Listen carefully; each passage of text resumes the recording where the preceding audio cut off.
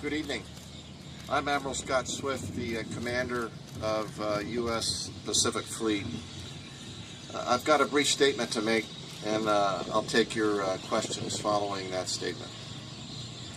As most of you know, the guided missile destroyer USS John McCain was involved in a collision with a merchant vessel Alnick MC while underway east of the Straits of Malacca yesterday at 5:24 a.m. local time, Monday, August 21st. McCain was transiting to a routine port visit in Singapore when the collision occurred.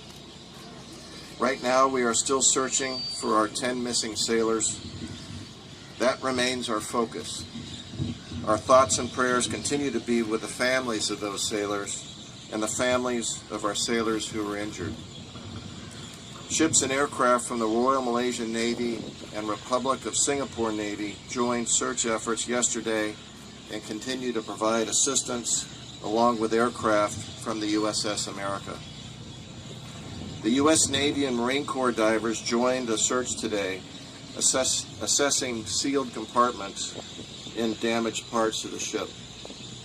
The divers were able to locate some remains in those sealed compartments during their search today.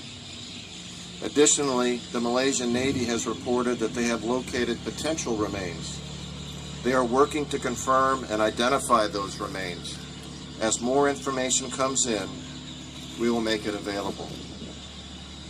While the search and rescue efforts continue, I sincerely thank our Singapore partners, our Malaysia partners, and everyone who has responded with urgency, compassion, and tireless commitment. 4 of the 5 sailors injured were medically evacuated by a Singapore Navy helicopter to a hospital in Singapore for non-life-threatening injuries. The 5th injured sailor was transferred after John S. McCain arrived here in port. I visited with those sailors earlier today, and they are doing well. John S. McCain and America arrived in Changi Naval Base yesterday afternoon. While both ships are in Singapore, America is providing messing and berthing services to John S. McCain crew members and supporting damage control efforts on board, which are focused on dewatering the ship and restoring auxiliary systems. Our priority here in Singapore is taking care of the crew and their families, ensuring they have all the resources they need and are updated on the status of their ship and their shipmates. I visited with the crew today. They are tough and they are resilient. It is clear that their damage control efforts saved their ship and saved lives. I ask all of you to keep the affected sailors and their families in your thoughts and prayers, and respect their privacy.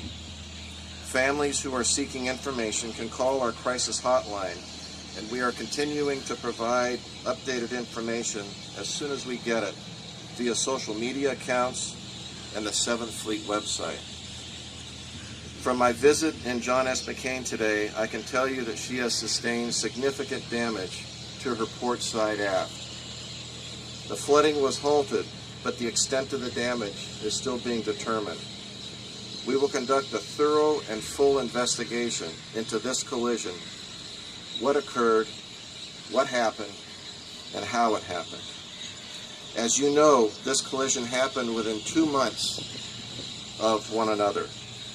The collision involving the U.S. Fitzgerald, which caused the death of 7 sailors, and earlier this year, there were 2 other incidences involving surface ships in the Western Pacific.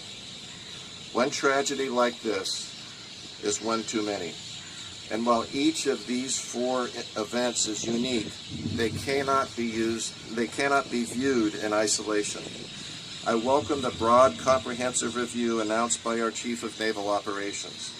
I talked this morning with Admiral Davidson on the phone and look forward to working with him as the senior surface warfare officer in the Navy to find out whether there is a common cause at the root of these events, and if so, how we solve that.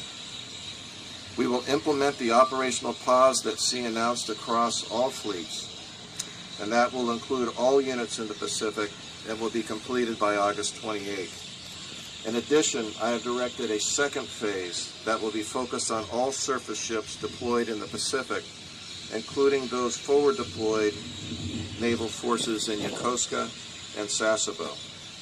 This second phase will be a deliberate reset for our ships, focused on a number of areas such as navigation, ship's mechanical systems, and bridge resource management.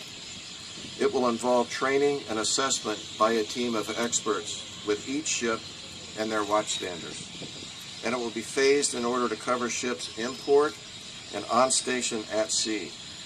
We will take what we learn through each phase and apply it as we progress. Tomorrow I'll be traveling to Yokosuka for discussions with 7th Fleet leadership and engage with the families of the U.S. John S. McCain there. Make no mistake, our sailors in these ships are doing critical work at sea, and for more than 70 years, the U.S. Navy has helped guarantee the security and stability of the Western Pacific. All nations in this region and beyond have benefited from the resulting prosperity that their service has enabled. This work by our sailors is difficult, but it is incredibly important and enduring.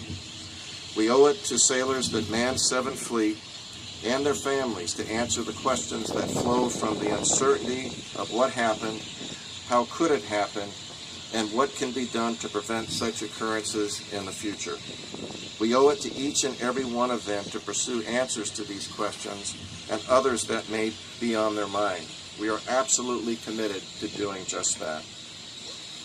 Thank you, and with that, I look forward to answering your questions. I know there's been a lot of talk about the possibility of technical steering failure. Is there also any thought the possibility of some kind of sabotage, cyber attack? So I don't want to comment on any specifics. The investigation is in its very earliest stages. I've heard of these reports of potential cyber attacks or cyber interference. We've seen no indications of that as of yet, but I think the Chief of Naval Operations was very clear that we are not taking any consideration off the table, and every scenario will be reviewed and investigated in detail. Will there be any reform in the chain of command for the Navy? I'm sorry? Will there be reform in the command chain? Will there be a reform in the command chain? Again, it's very early to make a determination of any actions, what might be taken. Our focus is on the 10 sailors that are missing, on their families, and of the crew of the USS John McCain. Admiral Swift, can I ask, with the Fitzgerald, both the commander of the ship and the deputy were asleep at the time of the incident. We've been talking to some families of sailors in San Diego today, and they talked of the Navy being understaffed and overworked, with too many demands and not enough resources. Is there an issue of negligence here, or is it just that your men and women are exhausted and overworked? I think, well, to your last question, I don't think that's the case at all. I was on McCain this morning looking at the eyes of those sailors, even after their heroic efforts yesterday. I didn't see exhaustion. I didn't see a crew that was taking a knee, so to speak. They are manning the USS John S. McCain. They are on their game. They own that ship. Damage control efforts continue. So that view is not a view that I see reflected to me by the 140,000 sailors that man the Pacific Fleet every day. As far as the question of negligence go, that will be a determination of the investigation. And along with the responsibility and authority comes accountability. And I think the record of the United States Navy is clear on that. Admiral, sir, can you confirm that 3 bodies were recovered at sea today? We have a report from the Malaysians. We're grateful for the support that we continue to get from really across the region. We have a report that they have found a body. We're in the process of affecting the transfer of that body so we can start the identification process and determine whether it's one of the missing sailors or not. So 1 body has found. There is 1 body that has been reported by the Malaysian Navy has been found. We have discovered other bodies during the diving on McCain today, but it's premature to say how many and what the status of recovery of those bodies is. And given the expanded area of search, are you confident that there will be survivors given what has already happened? So we're always hopeful that there's survivors. The SAR effort continues. I think the fruits of that effort are the fact that the Malaysians have reported recovering a body. So until we have exhausted any potential of recovering survivors or bodies, the search and rescue efforts will continue. And with regard